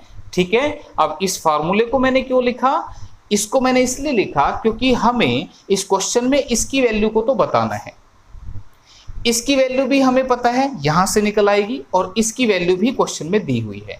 अब सबसे पहले हम इसकी वैल्यू को निकाल लेते हैं एक बार। ये कैसे निकलेगा, देखो इस पे तो रूट है पर वहां तो बिना रूट के रखा हुआ है, तो आप क्या करो, दोनों साइड का स्क्वायर कर दो। स्क्वायर करने से दोस्तों ये चीज आपस में कट जाएगी। क्लियर है, बात समझ में आ रही है यहां से? तो स्क्वायर करने से ये कट गई, तो 3√21 का स्क्वायर, 3√21 का स्क्वायर, इसका मतलब है आप 3√21 की 2 बार मल्टीप्लाई कर दें। ठीक है, मैं सारे स्टेप बेसिक से बता रहा हूं बिल्कुल। 3 गुना 3 करोगे दोस्तों कितना बनेगा, 9, और √21 गुना √21 कितना बनेगा, 21। ध्यान रखो, √21 जब दो संख्याएं रूट में दिखे आपको एक जैसी, तो इनके अंदर जो लिखा है वही इसका आंसर आएगा। क्लियर है? ठीक, तो 21 गुना 9 ये बनेगा हमारा 189। इसका मतलब इसका स्क्वायर हमारे पास कितना आ रहा है, 189, और इधर से स्क्वायर कट गया तो ये बनेगा L square plus B square plus H square. यहां तक अब तुम्हारे बात समझ में आ गई, तो बस इन वैल्यूज को यहां पर पुट कर दें, आपका आंसर आ जाएगा। ध्यान दो, इसकी वैल्यू क्वेश्चन में 23 है, तो 23 का स्क्वायर इक्वल टू इसकी वैल्यू अभी हमने सोल्व करी, कितनी बनी थी, 189, प्लस में ये तो आपको फाइंड आउट ही करना है। ठीक है भाई, तो अब 23 का स्क्वायर यानी कि 23 गुना 23 करोगे तो ये 529 बनेगा, और इस 189 को इधर लाके माइनस करोगे तो 9 में से 9 गया 0, 12 में से 8 गए 4, और 4 में से 1 गया 3, तो 340, और साइड सेंटीमीटर स्क्वायर में ये रखिए, तो सेंटीमीटर स्क्वायर यही आपका आंसर बनने वाला है। ठीक है, ऐसी गलती मत कर देना कभी फिर इस 2 से काट दो। ध्यान दो, 2 से नहीं काटना, क्योंकि 2 तो फॉर्मूले में लिखा ही हुआ है, तो इसी की वैल्यू वो पूछना चाह रहा था, और यही आपका टोटल सरफेस एरिया यानी कि कुल सतही क्षेत्रफल होता है। क्लियर है? तो आंसर ऑप्शन कहीं दिख रहा है आपको, ऑप्शन नंबर 3 में लिखा हुआ है। ठीक है, तो ये जवाब था। तो नेक्स्ट क्वेश्चन, और यहां से ये फॉर्मूले जो मैंने बताए याद रखना, नेक्स्ट टाइम अगर इसका क्वेश्चन आता है तो आपको पता होना चाहिए डायगोनल कितना होता है, इसकी साइड के सम को कैसे लिखते हैं, और इसका टोटल सरफेस एरिया कितना होता है। ठीक है, सो नेक्स्ट क्वेश्चन आपके लिए ये रहा। तो अब ये जो क्वेश्चन है आपका, एक बार पढ़ें स्टेटमेंट। क्वेश्चन में दिया हुआ है कि हिंदी में ही पढ़ता हूं कि 40 वस्तुएं बेचने पर एक विक्रेता को 4 वस्तुओं के क्रय मूल्य के बराबर लाभ होता है, तो उसका लाभ प्रतिशत क्या है। ध्यान दें, question again profit and loss का पूछा गया है। इस क्वेश्चन में ये पहचान क्या है कि जब भी क्वेश्चन शुरू होगा इसकी पहचान यही है कि इतनी वस्तुएं बेचने पर, जैसे इसमें 40 आ गया, कभी कहेगा 60 वस्तुएं बेचने पर, ठीक है, कभी कहेगा 50 वस्तुएं बेचने पर, तो क्वेश्चन की शुरुआत ऐसे ही होगी कि इतनी वस्तुएं बेचने पर। फिर जो प्रॉफिट या लॉस होगा वो परसेंटेज में नहीं होगा। जैसे मैंने कह दिया कि भाई मैंने है ना अपनी बाइक बेच दी और मैंने 20% प्रॉफिट कमा लिया, या मुझे कल 10% का लॉस हो गया, तो प्रॉफिट या लॉस अगर आपका परसेंटेज में नहीं हो तो किस में देगा, in terms of CP and SP. ये पहचान है इसकी, इसमें परसेंटेज में नहीं दे रखा। तो आप इस क्वेश्चन को कैसे करेंगे बाय ट्रिक, वो मैं आपको सीधा बता देता हूं। एज इट इज स्टेटमेंट आपको मिलेगी, ठीक है। तो आपने क्या करना है, मैंने कहा क्वेश्चन ऐसे ही होगा, बाय सेलिंग 40 आर्टिकल्स, यानी कि 40 वस्तुएं बेचने पर। तो तुम मुझे बताओ, अगर 40 वस्तुएं बेची हैं तो बेचने का मतलब क्या, सेलिंग की है उनकी, तो 40 का सेलिंग प्राइस इक्वल टू 40 के कॉस्ट प्राइस के। अगर 40 वस्तुएं बेची हैं तो 40 खरीदी भी तो होंगी, तो तुमने ऐसे ही लिखना है इस क्वेश्चन में कि 40 का सेलिंग प्राइस इक्वल टू 40 का कॉस्ट प्राइस, बराबर का निशान लगा के लिखें। अब उसके बाद क्या बोला कि ऐसा करने से 4 वस्तुओं के क्रय मूल्य के बराबर, यानी कि 4 के कॉस्ट प्राइस के बराबर, किसके, 4 के कॉस्ट प्राइस के बराबर, ठीक है। तो आपने कॉस्ट प्राइस वाली साइड ही ये लिखना है, ध्यान रखना, इधर आप कुछ भी नहीं लिखना, जो भी लिखना है इधर लिखना है। अगर वो बोलता 4 वस्तुओं के विक्रय मूल्य के बराबर, सेलिंग प्राइस के बराबर, तो फिर मैं यहां सीपी की जगह एसपी लिख देता। बात समझ में आ रही है? जो भी लिखना है इसी साइड लिखना है। अगर बोले प्रॉफिट हुआ तो यहां पे प्लस लिखना है, अगर बोले लॉस हुआ तो फिर यहां पे माइनस लिखना है। क्या बात समझ में आ रही है? ठीक है, तो 4 वस्तुओं के कॉस्ट प्राइस यानी कि क्रय मूल्य के बराबर लाभ हुआ था, तो इसका मतलब फिर यहां पे प्लस लिखना है। ठीक है, इतना लिखने के बाद अब आपने क्या करना है, जो एक जैसे हैं उनको एक जगह इकट्ठा करना है। तो मुझे बताओ, ये भी सीपी वाला, ये भी सीपी वाला, तो ये इधर ही प्लस हो जाएंगे। तो कितना लिखूंगा? 44 का सीपी, इधर क्या लिखूंगा? 40 का एसपी। इसके बाद आपने जो ये एसपी सीपी हैं उनको इकट्ठा करना है। कैसे? ये एसपी है, ये गुणा वाली चीज कहाँ आती है भाई? भाग में आती है। मल्टीप्लाई वाली कोई भी चीज हो जब बराबर के इधर आएगी तो वो डिवाइड में आ जाएगी। ये 44 तो यहीं पर लिखा हुआ था, ये तो यहीं लिखा हुआ था। इस 40 को मैं इधर भेजना चाहता हूं, तो बराबर क्रॉस करेगा तो कहां आ जाएगा? बटे में आ जाएगा। इतना करने के बाद आप इसको काट दो, तो 4 धाया 40, 4 11 44। क्लियर है? इतनी बात अगर तुम्हें समझ में आ गई दोस्तों, तो अब देखो, मैं कहूंगा कि जो एसपी के आगे लिखा हुआ वो सेलिंग प्राइस यानी कि विक्रय मूल्य है, जो सीपी के आगे लिखा हुआ है वो कॉस्ट प्राइस यानी कि खरीदने वाला मूल्य है। तो अब यहां से एक आदमी ने कोई चीज 10 रुपए की खरीद के उसे 11 रुपए की बेच दिया, तो तुम मुझे बताओ उसका प्रॉफिट हुआ कि लॉस हुआ? तुम कहोगे सर जी उसका 1 रुपए का प्रॉफिट हो गया। तो उसने पूछा था उसका परसेंट प्रॉफिट यानी कि लाभ प्रतिशत क्या है? तो मैंने पहले भी बताया था लाभ प्रतिशत कैसे निकलता है, जब आप लाभ को क्रय मूल्य यानी कि कॉस्ट प्राइस से डिवाइड करके 100 से मल्टीप्लाई करेंगे। तो प्रॉफिट इज 1 अपॉन में सीपी इज 10 इंटू में 100। तो इसको करने से आपका आंसर मिलेगा 10%। क्लियर है? ये जो 100 है ये परसेंटेज के लिए ही है, तो इसलिए 10% ऑप्शन नंबर ए में लिखा हुआ है। ठीक है, आ गया समझ में? इसके बाद अगला क्वेश्चन ध्यान से, क्वेश्चन जो है वो आपका सिंपल इंटरेस्ट यानी कि साधारण ब्याज का है। क्या बोल रहा है कि एक व्यक्ति पहले वर्ष के लिए 8% वार्षिक साधारण ब्याज की दर से एक ऋण लेता है, यानी कि उसने कोई कर्जा ले लिया जिसका जो रेट ऑफ इंटरेस्ट था वो 8% था पर एनम, यानी कि एक साल में उसे 8 रुपए ब्याज देना पड़ेगा 100 रुपए के बदले। ठीक है, अभी बताऊंगा आगे। जिसमें प्रति वर्ष 0.4 की दर से वृद्धि होती है। अगर उसने 4 साल ब्याज के रूप में 8428 रुपए का भुगतान किया हो तो उसने कितना ऋण लिया था? ठीक है, अब इसको समझने के लिए दोस्तों देखो, आप इतना तो जानते ही होंगे, 2 तरह के ब्याज होते हैं, एक साधारण और एक चक्रवर्ती, यानी कि एक सिंपल इंटरेस्ट होता है और एक कंपाउंड इंटरेस्ट होता है। दोनों में फर्क क्या होता है मैं थोड़ा सा बताता हूं। साधारण ब्याज जो होता है वो हर साल सेम रहता है। क्यों? क्योंकि वो सेम प्रिंसिपल का रेट परसेंट सेम ही कैलकुलेट होता है हर साल। इसका मतलब क्या कि अगर मैंने 100 रुपए उधार लिए तो अगर रेट ऑफ इंटरेस्ट 4% है तो साधारण ब्याज कितना बनेगा? 4 रुपए। क्लियर? इसी बात को मैं थोड़ा सा प्रैक्टिकली समझा देता हूं। रेट ऑफ इंटरेस्ट जिसे आप दर बोलते हैं वो क्या होती है? एक साल में 100 रुपए पर जितना ब्याज मिलेगा वही दर प्रतिशत होता है। ठीक है, मैंने क्या बोला फिर से एक बार ध्यान से सुनिए। एक साल में 100 रुपए का जितना ब्याज होगा वही दर होती है। मतलब अगर दर 4% है तो 4% का मतलब वो 4/100, यानी कि मैंने अगर 100 रुपए उधार लिए तो मेरा ब्याज कितना बनेगा? 4 रुपए बनेगा। क्लियर है? तो 4 रुपए यानी कि 4% जो है वो ब्याज की दर है।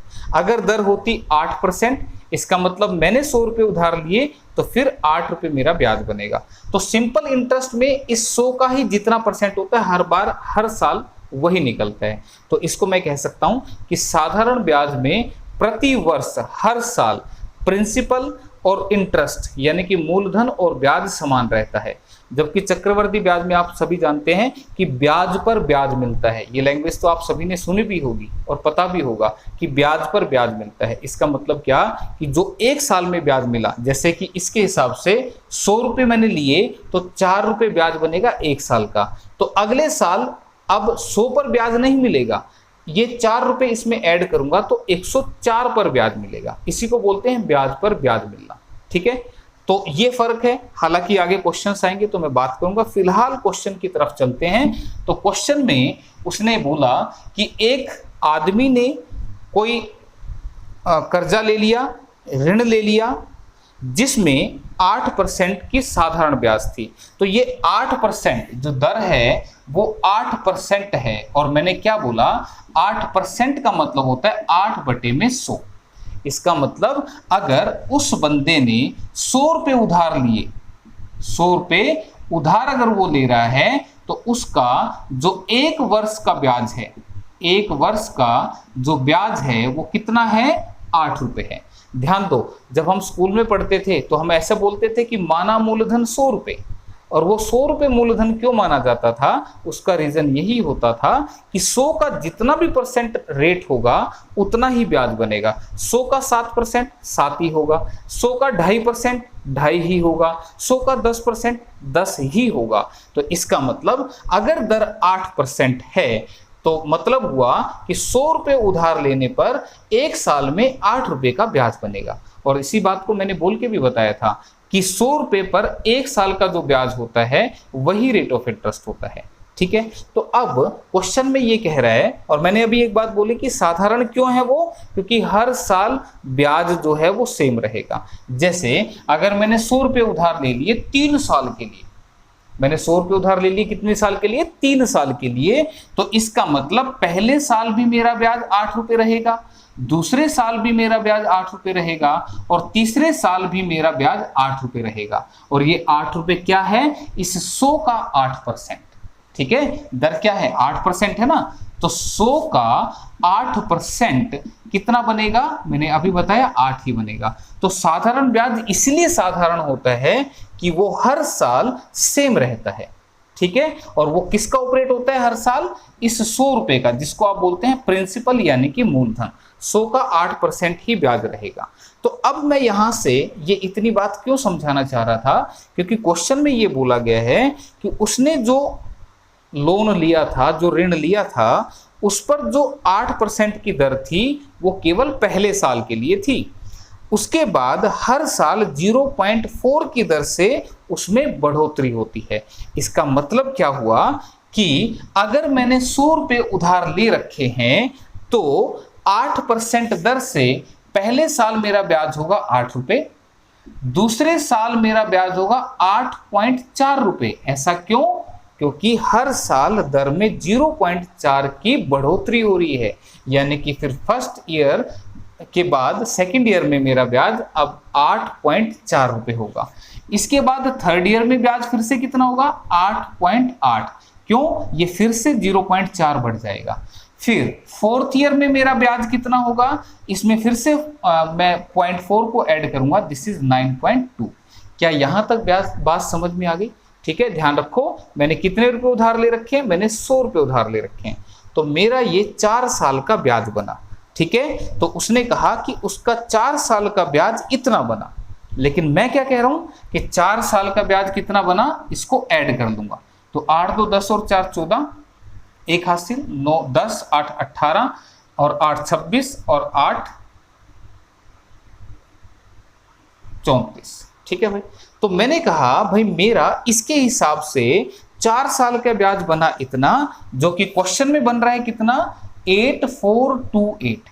यानी कि इसके हिसाब से 100 रुपए के हिसाब से मेरा ब्याज ये है, लेकिन क्वेश्चन के हिसाब से ब्याज ये है, तो इसका टोटल जो है वो इसके बराबर होगा। क्या यहां तक बात समझ में आई, क्लियर है? तो ये आपने करना था। अब इसकी वैल्यू अगर ये है तो एक की वैल्यू क्या बनेगी, 8428 बटे में 34.4, और 100 की वैल्यू क्या बनेगी, तो 100 की क्यों निकाल रहा हूं, क्योंकि उसने ये पूछा था कि उसने कितना ऋण लिया था, तो मैंने कहा था उसने तो 100 रुपए ऋण लिए थे, तो ये एग्जैक्ट वैल्यू नहीं थी, इसी की वैल्यू आपको निकालनी है। तो 8428 अपॉन 34.4 इंटू में 100, इसका पॉइंट हटेगा तो फिर से यहाँ पे 10 लगेगा। इसके बाद इसको आप काट दें, तो इसको काटूंगा तो काटना है तो काट के देखते हैं किस पे कट रहे हैं। देखो 4 8 32, 4 6 24, 4 दूनी 8, 4 एकम 4, 0 4 7 28। ठीक है भाई, फिर से अगर मैं इसको काटूं तो ये कितने पे कट रहे हैं, ध्यान दे, ये फर्दर 2 चौके 8, 2 तिया 6, 2 पंजे 10, ठीक है। 43 से इसको मैं काटूंगा तो ये 49 पे कटेगा, ठीक है भाई। अब हमारे पास नीचे से सारा कट गया, अब बचा क्या 49 इंटू 100 इंटू 5, तो 49 इंटू 5 करूंगा तो 5 नी में 45, 5 चौके 20 और 4 24, 245 और 2 जीरो ये वाली, तो इसका मतलब 100 की वैल्यू है 24,500, यानी कि 24,500 रुपये उधार लिए गए थे। तो ऐसा ऑप्शन नंबर 3 में लिखा हुआ है। क्लियर? तो इस तरीके से आपने करना है, ये सिंपल था इसलिए इतना सिंपल चला, ठीक है। ध्यान रखना, कंपाउंड आएगा तब कंपाउंड समझाएंगे। 4800 रुपये पर 2 वर्ष के लिए चक्रवृद्धि ब्याज व साधारण ब्याज का अंतर 30.72 रुपए है, तो ब्याज की वार्षिक दर प्रतिशत में क्या है? तो दर पूछी जा रही है। ये आपका सिंपल कंपाउंड इंटरेस्ट चैप्टर का क्वेश्चन है। तो दोस्तों यहां पर इसको फास्ट करने के लिए 2 फॉर्मूले आपने याद रखने हैं। कौन से? डिफरेंस बिटवीन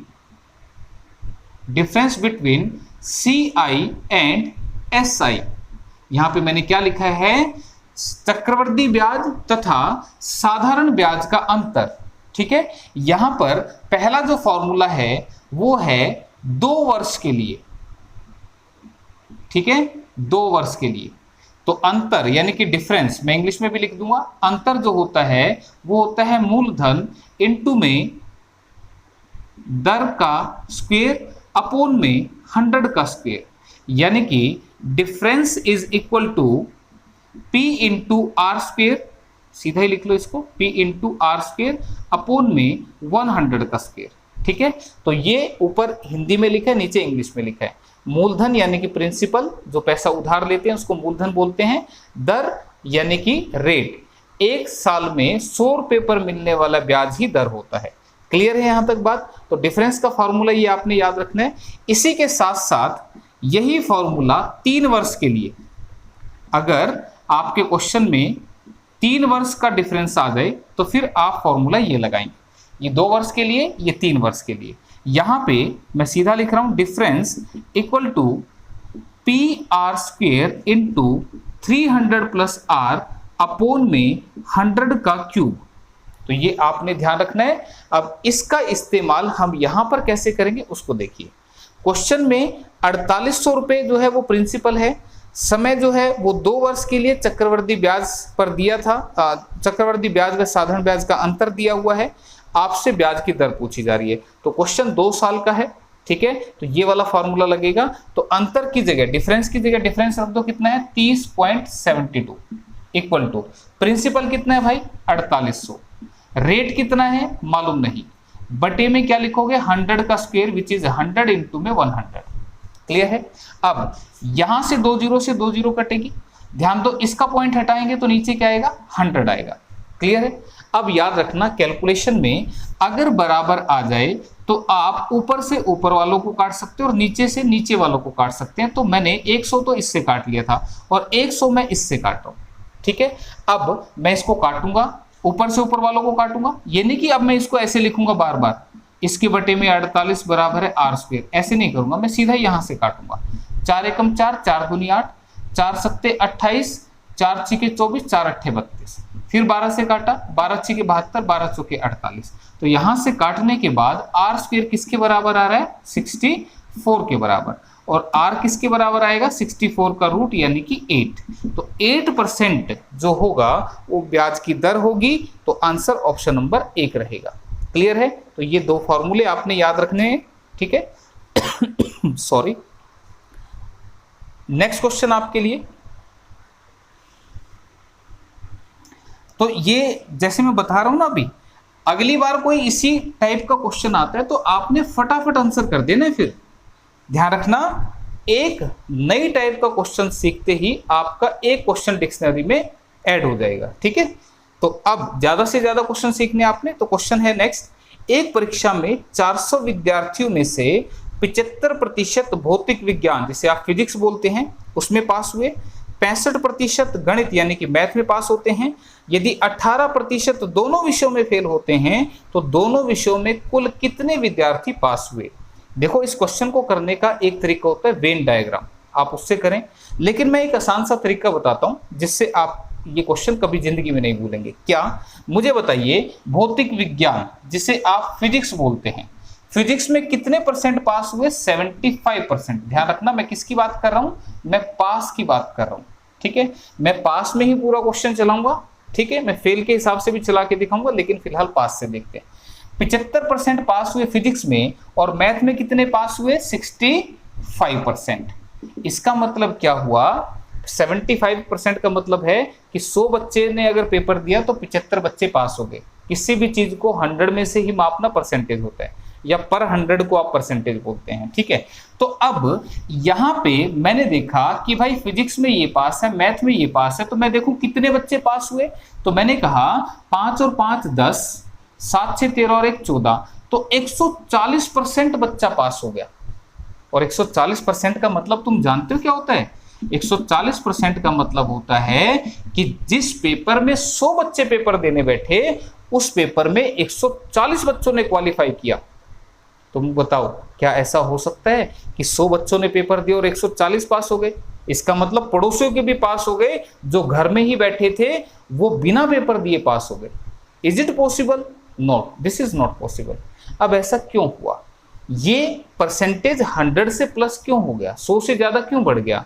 ऐसा इसलिए हुआ कि अगर मैं एक सिंपल सी बात करूं कि भाई कोई मेरे सामने क्लास बैठी है और उस क्लास में मैं बोलूं कि भाई फिजिक्स में कौन कौन से पास हुए, कुछ बच्चों ने हाथ खड़े कर लिए, मैंने उनको काउंट कर लिया।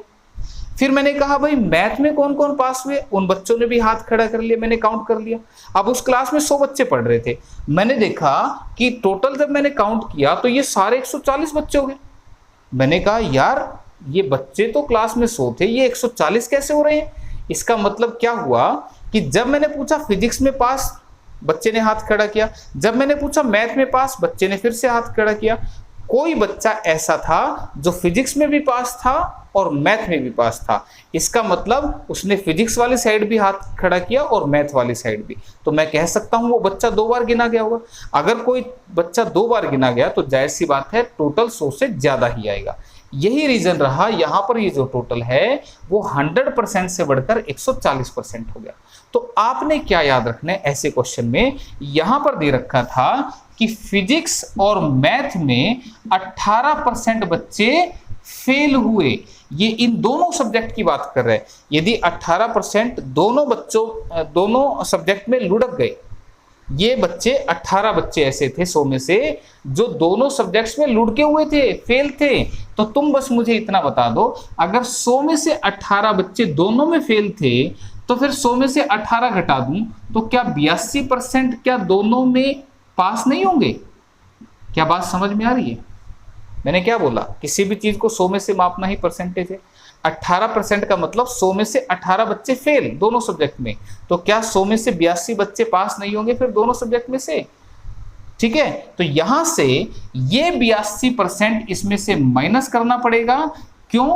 क्योंकि 82 बच्चे ऐसे थे जो फिजिक्स और मैथ दोनों में पास थे। इसका मतलब उन्होंने यहां भी हाथ खड़ा किया काउंटिंग में और यहां भी खड़ा किया, इसलिए टोटल हमारा बढ़ के आ गया। तो अब आप इसको माइनस कर दें तो 10 में से 2 गए 8, 13 में से 8 गए 5, तो 58%। और ध्यान रखना क्वेश्चन पास में चल रहा है, तो ये वो बच्चे हैं जो पास हैं। किसमें? या तो वो फिजिक्स में पास हैं, या वो मैथ में पास हैं, या वो दोनों सब्जेक्ट में पास हैं, पर वो पास है। ठीक है, तो 58%। अब उसने क्या कहा, दोनों विषयों में कुल कितने विद्यार्थी पास हैं? तो हमने कहा 58%। लेकिन किसका? इस 400 का 58%, क्योंकि टोटल स्टूडेंट तो 400 थे, तो 400 का 58% अगर आप निकालते हो तो ये कितना आएगा? 40 पंजे 200 और 4 अठे 32, तो 232 ये हमारा बनेगा। तो आंसर 232 ऑप्शन नंबर 1 में लिखा हुआ है। आसान था, क्लियर? इसी क्वेश्चन को आप फेल में भी चला सकते हैं। ध्यान रखना फेल में भी इसी तरीके से चलेगा। कैसे चलेगा मैं थोड़ा सा यहाँ लिख देता हूँ। कोई बच्चा अगर फेल से चलाना चाहे तो ध्यान दो, अब की बार बात फेल की हो रही है। तुम मुझे बताओ, मैं इसमें फिजिक्स में 75% बच्चे फिजिक्स में पास थे, इसका मतलब 100 में से 75 पास थे, तो फिर 25% तो फेल थे। बात समझ में? मैथ में 65% विद्यार्थी क्या थे? पास थे, तो फिर 35% विद्यार्थी तो फेल थे। क्या बात समझ में? ये टोटल कितने फेल हुए? 5 और 5 10, 3 2 5 और 1 6, ये टोटल 60% फेल हुए। क्लियर है? लेकिन इस 60% में कुछ विद्यार्थी ऐसे थे जो फिजिक्स में भी फेल थे और मैथ में भी फेल थे, और ऐसे कितने विद्यार्थी थे? 18%। इसका मतलब इन बच्चों की काउंटिंग फिजिक्स वाले में भी हुई और मैथ वाले में भी हुई। ठीक है? क्यों? क्योंकि बेचारे दोनों जगह फेल थे, तो इनको हमने क्या किया था? माइनस किया था। देखो यहां पे भी तो ऐसा ही किया था, ये जो दोनों में पास थे इनको माइनस किया था। ठीक है? तो इसी तरह से यहां पे करेंगे तो 10 में से 8 गए 2 और 5 में से 1 गए 4, तो 42% वो विद्यार्थी हैं जो फेल हैं, चाहे वो फिजिक्स में फेल हो, चाहे वो मैथ में फेल हो, चाहे वो दोनों विषयों में फेल हो। क्लियर है? तो 42% बच्चे अगर फेल थे तो फिर पास कितने होंगे? तुम कहोगे 100 में से 42 फेल थे तो 58 तो पास थे, तो 58% फिर आपको 100 में से माइनस करके मिलेगा। तो फिर 58% जो है वो पास है, तो 400 का 58% ही आपने निकालना था। और अगर फेल वाले पूछता तो फिर आप 400 का 42% निकाल देना। क्लियर है? तो इस तरीके से इस क्वेश्चन को करते हैं, किसी वेन डायग्राम की यहाँ जरूरत नहीं पड़ी, तो इस तरीके से आप कर लेना। ठीक है? तो इसी के साथ नेक्स्ट क्वेश्चन आपका अगेन ट्रिक बेस्ड क्वेश्चन है। कैसे करने हैं ध्यान से समझना, क्वेश्चनों को पहचानो। क्वेश्चन क्या है कि अ ट्रेन विदाउट स्टॉपेज, इंग्लिश में पढ़ दिया भाई, चलो पढ़ देते हैं। Travels eight an average speed of 80 kilometre per hour and with stoppage it travels eight 68 kilometre per hour. How many minutes does the train stop on an average per hour? क्या कह रहा है मैं हिंदी में समझाता हूँ। उसने कहा कि एक रेल है, अगर वो बिना रुके जाती है, जैसे एक्सप्रेस ट्रेन होती है ना, तो वो छोटे स्टेशन पे नहीं रुकती, तो अगर वो बिना रुके जाती है तो उसकी एवरेज स्पीड आती है 80 किलोमीटर पर आवर, और अगर वो हर स्टॉप पे रुकती हुई चलती है तो फिर उसकी एवरेज स्पीड आती है 68 किलोमीटर पर आवर। क्लियर है? बिना रुके तो जल्दी जाएगी तो एवरेज स्पीड ज्यादा आएगी, और रुक रुक के जाएगी तो एवरेज स्पीड कम हो जाएगी। तो उसने कहा कि वो औसतन प्रति घंटा कितने मिनट के लिए रुकी थी, ये आपसे पूछ रहा है। तो ध्यान रखना, अगर क्वेश्चन आपका ऐसे आ जाए तो आप सीधी ही ट्रिक लगा देना। क्या? दोनों चालों का प्रोडक्ट, डिफरेंस, दोनों चालों का, दो चाल कौन कौन सी हैं? एक बिना रुके और एक रुकने वाली, तो दोनों का आपने डिफरेंस लेना है। बटे में आपने लेनी है बिना रुकने वाली चाल। ठीक है? और पर आर कितने मिनट के लिए रुकी है, इसके लिए आप 60 से कर दे मल्टीप्लाई, बस इतना सा करना है। ऐसा क्वेश्चन एग्जाम में दिख जाए कहीं पे, आप सीधा ये करके आना। तो अब इसमें से इसको माइनस करूंगा तो 12 आएगा, बटे में 80 और गुणा में 60, इससे कटाइए 2 तिया 6, 2 चौके 8 और 4 से कटाइए 3 पे, और 3 तिया 9। इसका मतलब वो ट्रेन 9 मिनट प्रति घंटे के लिए रुकी थी, इसीलिए उसकी एवरेज स्पीड 68 की आई। ठीक है? बात समझ में? तो बस ये आपने याद रखनी है ट्रिक, सेम क्वेश्चन आपको एग्जाम में मिलेगा। नेक्स्ट क्वेश्चन आपका एलसीएम एचसीएफ चैप्टर का है। क्या कह रहे हैं कि दो संख्याओं का एचसीएफ तथा एलसीएम क्रमशः 15 तथा 480 है, तो उनके व्युत्क्रमों का योग क्या होगा, यानी कि उनके रेसिप्रोकल का सम आपसे पूछना चाह रहे हैं। अब इसको समझने के लिए ना मैं पहले छोटा सा कंसेप्ट सिखा दूं आपको। ठीक है? ये कंसेप्ट अगर समझ में आ गया तो इसी को मैं सेम क्वेश्चन पे अप्लाई करूंगा। ठीक है? प्रैक्टिकल सी बात करूंगा। मुझे बताओ, मैंने दो नंबर लिए, एक नंबर है मेरा 6 और एक नंबर है 8। ठीक है? एक नंबर है 6 और एक नंबर है 8। मैं आपसे पूछना चाह रहा हूं कि इनका एचसीएफ मुझे बता दो और इनका एलसीएम मुझे बता दो। तो आप कैसे करेंगे ध्यान से समझना। आपने अगर एचसीएफ निकालना है तो यहां एक ऐसा नंबर रखना है जिससे यहां लिखी सारी वैल्यूज कटे। तो यहां ऐसा नंबर क्या मिल रहा है हमें? 2। तो 2 से ये 2 तिया 6, 2 चौके 8, 2 पे कट रहा है। क्लियर है? बात समझ में? तो जो कॉमन नंबर होता है जिससे ये सारी वैल्यूज कटे, क्या अब कोई नंबर है जिससे सारी वैल्यूज कटे? अब ऐसा कोई नंबर नहीं है। तो ये जो कॉमन होता है इसको आप बोलते हैं एचसीएफ। इतनी बात समझ में? इसके अलावा एलसीएम क्या होता है? कॉमन चीज के साथ साथ अगर ये जो बचे हुए हैं, अगर ये फर्दर नहीं कट रहे, तो आप इन सबको मल्टीप्लाई कर देंगे तो ये बन जाता है एलसीएम। तो 4 तिये 12 दूनी 24। क्या ये बात समझ में आई? यहां तक मुझे बताओ, जो मैंने लिखा वो समझ में आया? क्लियर? अब तुम यहां पर देखो, जब हमारे शुरुआती नंबर थे, क्या एक 6 था और एक 8 था, जैसे मैंने इनको 2 से काटा, 2 तिया 6, 2 चौके 8, ये नंबर मेरे फर्दर नहीं कट रहे। मुझे बताओ क्या ये फर्दर कट रहे हैं? नहीं कट रहे। तो मैंने कहा इन नंबर्स में से अगर मैं कॉमन चीज को निकाल दूं तो वो कॉमन चीज होती है हमारी HCF। और अब ये फर्दर अगर नहीं कटते तो इन नंबर्स को हमने नाम दे दिया A और B का, और A और B जो होते हैं इनको हम बोलते हैं को प्राइम नंबर। क्या बोलते हैं हम? सह अभाज्य संख्या। और सीधे से शब्द बोलूंगा, देखो मैथमेटिक्स तो ये कहते हैं कि ऐसे 2 नंबर या 3 नंबर जिनका HCF 1 हो उन्हें हम को प्राइम बोलते हैं। लेकिन मैं प्रैक्टिकल सी बात करूंगा, मैंने कहा कि अगर नंबर्स में से कॉमन चीज निकाल लूं तो फिर वो नंबर ऐसे बचेंगे जो फर्दर नहीं कटेंगे, क्योंकि कॉमन चीज तो निकाल ली। तो कॉमन चीज निकलने के बाद जो नंबर बचते हैं जो फर्दर 1 के अलावा किसी नंबर से ना कटे। देखो क्या कोई ऐसा नंबर जिससे 3 भी कट जाए और 4 भी कट जाए 1 के अलावा? ऐसा कोई नंबर दुनिया में मौजूद नहीं है। तो फिर उसको हमने बोला को प्राइम, यानी कि वो सह अभाज्य, यानी कि 1 के अलावा किसी से नहीं कटते। इतनी बात अगर तुम्हें समझ में आ गई तो अब बात करता हूं मैं कंसेप्ट की। कंसेप्ट क्या क्या? पहला कंसेप्ट क्या? पहला कंसेप्ट ये है कि हमारे जो नंबर थे क्या था? एक 6 और एक 8। तो पहला नंबर गुणा में दूसरा नंबर, क्या एलसीएम गुणा में HCF के बराबर होता है? देखो पहला नंबर गुणा में दूसरा number equal to HCF into में LCM। देखो 48 ये बनेगा, 48 ये बनेगा। क्या पहला कंसेप्ट समझ में आ गया? आई बात समझ में? इस्तेमाल होगा ये सब कुछ। दूसरा कंसेप्ट क्या? दूसरा कंसेप्ट ये है कि अगर मैं नंबर में से कॉमन चीज को निकाल लूं, यानी कि HCF को निकाल लूं, तो मेरे पास नंबर बचे कैसे? को प्राइम। और को प्राइम नंबर से मैं फिर से वास्तविक यानी कि ओरिजिनल नंबर बनाना चाहता हूं, तो मुझे क्या करना पड़ेगा? इस पहले से मुझे HCF को मल्टीप्लाई करना पड़ेगा, इस A से किसको? HCF से मल्टीप्लाई करना पड़ेगा, और दूसरे नंबर के लिए HCF की मल्टीप्लाई मुझे इस B से करनी पड़ेगी, where H is HCF and A and B are coprime. देखो फिर से मैं दिखाता हूं करके, मुझे बताओ H की वैल्यू कितनी है? HCF की 2 है ना वैल्यू, तो 2 गुणा 3 करूंगा तो क्या फिर से मुझे नंबर नहीं मिलेगा? A क्या है? A 3 है और B कितना है? वो 4 है। तो 2 तिया 6, क्या फिर से नंबर नहीं मिला? 2 चौके 8, क्या फिर से नंबर नहीं मिला? मिल गया ना। इसका मतलब हम नंबर्स को इस तरीके से मान लेते हैं।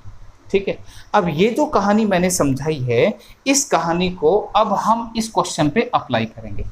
उसने क्या बोला? उसने बोला क्वेश्चन में कि 2 संख्याओं का HCF और LCM, यानी कि क्वेश्चन में H की वैल्यू कितनी दे रहा है? 15, और LCM की value H for HCF and L for LCM वो कितनी है? 480। इतनी बात समझ में आई? तो तुम मुझे बताओ, मैंने क्या बताया कि जो संख्या है जिनका LCM 480 और HCF 15 है, उन संख्याओं में से अगर HCF निकला होगा तो फिर वो कैसी बची होंगी? को प्राइम बची होंगी। इसका मतलब मैं यहां से जो नंबर है उनको अज्यूम करता हूं कि माना संख्या है 15A और 15B, जहां पे A और B कैसे हैं? को प्राइम है, यानी कि सह अभाज्य हैं। मुझे बताओ क्या ये बात समझ में आई? देखो मैंने अभी बताया था ये क्या है? ये हमारी संख्या है, यानी कि ये हमारे नंबर हैं। और नंबर कैसे बने थे? जब HCF की गुणा A से और HCF की गुणा B से हो जाए, ऐसे ही होगा ना। तो HCF अगर बाहर पहले से ही दिख रहा है मुझे, तो मैंने नंबर माना 15A और दूसरा मैंने माना 15B। क्लियर है? ये मैंने नंबर मान लिए। अब मैंने यहाँ रिजल्ट एक और लिखा था कि अगर पहले नंबर की दूसरे से मल्टीप्लाई करूं तो वो HCF और LCM के प्रोडक्ट के बराबर होती है। तो इसके बेस पे 15A इंटू 15B, यानी कि पहला नंबर, ये मैंने पहला नंबर माना है, ध्यान दो ये हमारा पहला नंबर है और ये दूसरा नंबर है। तो पहला नंबर गुना दूसरा number equal to HCF into में LCM। तो ध्यान दो 15 से ये 15 कटा, और AB की वैल्यू क्या आएगी? 480 बटे में 15, तो काटूंगा तो 15 3 45, 15 दूनी 30, यानी कि AB की वैल्यू क्या आ रही है? 32 आ रही है। यहां तक बात समझ में आई? अब AB की वैल्यू 32 आ गई, तो इसका मतलब क्या हुआ कि ये AB कैसे लेने हैं? ये दोनों ऐसे नंबर लेने हैं जो 1 के अलावा किसी से ना कटे। ठीक है, तो मैंने कहा कि ए बी की वैल्यू, क्यों ना ए को मैं 1 बोल दूं और बी को मैं 32 बोल दूं, क्यों भाई, 1 और 32, 1 और 32 ए बी यानी कि 1 गुणा 32 32 ही आएगा। अब एक बच्चे के मन में आया, बोला सर जी 2 और 16 भी तो 32 बनते हैं, पर ध्यान दो 2 और 16 को प्राइम नहीं है, क्यों, क्योंकि 2 एकम 2, 2 अट्ठे 16, ये कट जाता है। इसके बाद दोस्तों 4 गुणा 8 भी को प्राइम नहीं है, क्यों, 4 और 8 दोनों 4 से कट रहे हैं। तो आपने केवल ऐसे दो नंबर लेने हैं जो एक के अलावा किसी से ना कटे। तो ऐसे दो नंबर, एक तो 1 हो गया और एक 32 हो गया, क्लियर है, और इनका प्रोडक्ट 32 बन रहा है, ठीक है। तो प्रोडक्ट करके ही चेक कर रहा था मैं यहाँ पे, तो ए की वैल्यू मुझे मिली 1 और बी की वैल्यू मिली 32। तो अगर ये मिल गया तो हमारे जो नंबर्स हैं वो अब क्या बन गए, ध्यान दो, नंबर क्या बन गए, यहां लिख रहा हूं। पहला नंबर क्या बन गया, ए की वैल्यू 1 है, तो पहला नंबर बन गया 15 गुणा 1 यानी कि 15। दूसरा नंबर क्या बन गया, 15 गुणा, बी की वैल्यू 32 है, तो 15 गुणा 32, तो 15 दूनी 30, 15 की 45 और 3 48, तो 480 हमारा दूसरा नंबर बन गया। क्या ये बात समझ में आ गई, क्लियर है। ये मैंने पूरा कंसेप्ट सिखा दिया आपको। इस तरह का कोई भी क्वेश्चन अगर आपका आता है तो आप इस तरीके से उसको कर सकते हैं, क्लियर है यहां तक बात, ठीक है। तो यहां से अब उसने क्या बोला कि संख्या जो थी वो हमने निकाल ली। पहली बात तो उसने बोला कि संख्या के व्युत्क्रम यानी कि रेसिप्रोकल का सम क्या होगा, तो आपसे पूछना चाह रहा है अब वो कि 1/15 प्लस 1/480 किसके बराबर होगा। तो अब ये तो आप कर ही सकते हो। तो आपने एलसीएम दिया, कितना आ रहा है 480, 15 से काटा तो 32 पे कटेगा, 480 से काटा तो 1 पे कटेगा, और 32 और 1 बन गया 33, 33 बटे में 480, ये फर्दर कट रहा है 3 एकम 3, 3 एकम 3, 3 से कटा 160 पे, ठीक है। तो 11 बटे 160, 11 बटे 160 जो है वो इस क्वेश्चन का आंसर बन रहा है, और ऐसा ऑप्शन नंबर 1 में लिखा हुआ है। क्या बात समझ में आ गई। तो ये कंसेप्ट था जो मैंने आपको सिखाया, तो इसे आपने ध्यान रखना है, और ये एचसीएफ एलसीएम का इंपॉर्टेंट क्वेश्चन बनता है, तो इस क्वेश्चन कंसेप्ट को अच्छे से याद रखना, ठीक है भाई। नेक्स्ट क्वेश्चन आपके सामने ये रहा। अगला क्वेश्चन आपका जो है वो बोट एंड स्ट्रीम चैप्टर का है, नाव एवं धारा।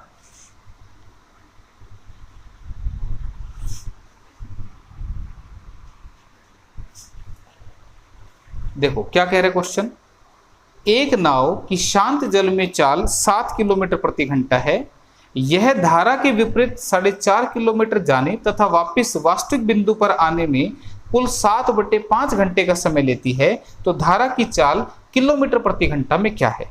अब इस चीज को समझाने के लिए मैं थोड़ा सा डायग्रामेटिकली आपको सिखा दूं कि ये है क्या, बेसिकली क्वेश्चन है क्या और इस चैप्टर का कंसेप्ट क्या है। ये आप देख पा रहे हैं, ये एक नाव है और ये सड़क पे तो चलेगी नहीं, कहाँ चलेगी, पानी में चलेगी। तो ये पानी में चल रही है, ठीक है। आपने ध्यान देना है, मैं नाव के अंदर कुछ लिख रहा हूं और मैं पानी के अंदर भी कुछ लिख रहा हूं। नाव के अंदर मैंने लिखा x किलोमीटर पर आवर और पानी के अंदर लिखा मैंने y किलोमीटर पर आवर। इसका मतलब क्या है कि नाव की स्पीड है x और पानी की स्पीड है y, क्लियर है। अब तुम खुद दिमाग से सोच के देखो, अगर दोनों सेम डायरेक्शन में जाएंगे, नाव भी इधर जाएगी और पानी भी इधर जाएगा, तो क्या दोनों की स्पीड ऐड नहीं हो जाएगी, बिल्कुल हो जाएगी। अगर आप पानी के बहाव की ओर तैरेंगे किसी नदी में तो आप जल्दी जल्दी तैरेंगे, आपकी स्पीड बढ़ जाएगी, क्यों, क्योंकि आपकी स्पीड और पानी की स्पीड दोनों प्लस हो जाएंगे, क्लियर है यहां तक। अब इसी बात के बारे में फिर से बात करते हैं। अगर नाव कह रहा हूं सॉरी, पानी की स्पीड है इधर, यानी कि पानी इधर बह रहा है, इसमें इधर भी बह रहा था ना इसमें, लेकिन नाव अब उधर नहीं जा रही, नाव इधर जा रही है। इसका मतलब अगर पानी इधर बह रहा है और नाव इधर आ रही है तो उस सिचुएशन में दोनों स्पीड क्या होंगी, माइनस। तो बस इस बात को ध्यान रखना, अगर नाव और पानी एक ही डायरेक्शन में जा रही हैं तो वो प्लस होती हैं, और अगर वो अपोजिट डायरेक्शन में जा रही है तो स्पीड माइनस होती है इन दोनों की, क्लियर। अब चलो यहाँ पे उसने बोला एक नाव की शांत जल में चाल, ध्यान से देखो, शांत जल का मतलब पानी रुका हुआ है और नाव चल रही है, तो वो 7 किलोमीटर प्रति घंटा है। तो इसका मतलब क्वेश्चन में x आपको 7 दे रखा है, बात समझ में आई, क्योंकि मैंने बोला था नाव की स्पीड है ये। फिर बोला कि यह धारा के विपरीत, इसका मतलब वो इस डायरेक्शन में गई 4.5 किलोमीटर और फिर वापस इसी डायरेक्शन में, तो वापस आएगी तो फिर स्पीड ऐसी होगी, वापस आई और कुल टाइम लगा उसको 7/5 घंटे का। ठीक है, तो धारा की चाल आपसे पूछ रहा है, तो आप मुझे बताइए समय क्या होता है? समय होता है दूरी बटे में चाल। ये फार्मूला आप याद रखेंगे, इस चैप्टर में जो फार्मूला बनता है दूरी बराबर है चाल गुना में समय, ये फार्मूला बनता है। इसी बात को आप कह सकते हैं कि distance equal to speed into में टाइम। क्लियर? तो यहां से अगर मैं समय की बात करूं तो समय क्या होगा, ये चाल गुना से इधर बटे में आ जाएगी तो दूरी बटे चाल बनेगी। अब यहां से वैल्यू रखते हैं, 7/5 घंटे लगे कब? जब नाव धारा के विपरीत चली, यानी कि विपरीत वाली तो ये कंडीशन है, तो दूरी कितनी तय की? 4.5। और विपरीत चलने पर चाल कैसी होती है? x - y, ये मैंने अभी बताया था। प्लस में ये 7/5 घंटे जब लगे थे जब वो धारा के विपरीत आई भी थी और धारा की दिशा में वापस गई भी थी, तो फिर जाते हुए चाल कैसी हो जाएगी? आते हुए तो माइनस थी, जाते हुए कैसी हो जाएगी? प्लस हो जाएगी। क्लियर है? अब ध्यान दो, क्वेश्चन में x की वैल्यू 7 दे रखी है, तो मैं x को जैसे ही 7 रखूंगा तो ये बनेगा 7 - y और ये बनेगा 7 प्लस में y। और आपसे क्या पूछ रहा था कि धारा की चाल, यानी कि पानी की स्पीड पूछ रहा था, तो y आपसे पूछ रहा है, तो इसमें आप y को कैलकुलेट करके बताएंगे, जो कि इतना आसान नहीं है। क्यों? क्योंकि अब आपको एलसीएम लेना पड़ेगा। एलसीएम लोगे तो फिर ये इक्वेशन बन जाएगी और ये कहानी खतरनाक हो जाएगी। तुम देखो, जो पानी की स्पीड यानी कि y की वैल्यू है वो इन्हीं ऑप्शन में से कोई एक होगी, तो क्यों ना हम ऑप्शन का इस्तेमाल करें और फर्स्ट ऑप्शन से हम स्टार्ट करते हैं कि अगर y की वैल्यू 2 है, इफ y is 2, ये रेड कलर का लिख दिया ताकि आप समझें इस बात को। अगर ये 2 है तो तुम मुझे बताओ 4.5 divided by 7 - 2, this is 5। 4.5 divided by 9, तो मैं जब इसको काटूंगा तो ये 0.9 पे कटेगा, 5 नहीं 45, 9 से काटूंगा तो ये 0.5 पे कटेगा, क्योंकि 4 पॉइंट में है ना वो। क्लियर है? तो ये कितना बन गया आपका? 0.9 पे ये कटा, 0.5 पे ये कटा, तो 9 और 5 14, दिस इज 1.4। 1.4 बनेगा ना, इसको ऐड किया तो 1.4 को मैं सोल्व करके देखूं तो नीचे लगेगा 10, 2 सत्ते 14, 2 पंजे 10 और ये बन गया 7/5 घंटे के बराबर। तो लेफ्ट हैंड साइड के बराबर बन गया ये। इसका मतलब ये जो वैल्यू मैंने मानी थी y की, ये बिल्कुल सही है और इसी से y हमारा आ गया 2 किलोमीटर पर आवर और यही इस क्वेश्चन का आंसर था। ऑप्शन नंबर 1 ही मिल गया, आगे फिर जाने की जरूरत नहीं है। तो आप इसको ऐसे वैल्यू पुट करके करें, वो ज़्यादा आसान होगा। ठीक है, तो ये तरीका था और जैसे आंसर मिले वहीं छोड़ देना, फिर दोबारा करने की जरूरत नहीं है। क्लियर है? बात समझ में आएगी आप सभी को अच्छे से?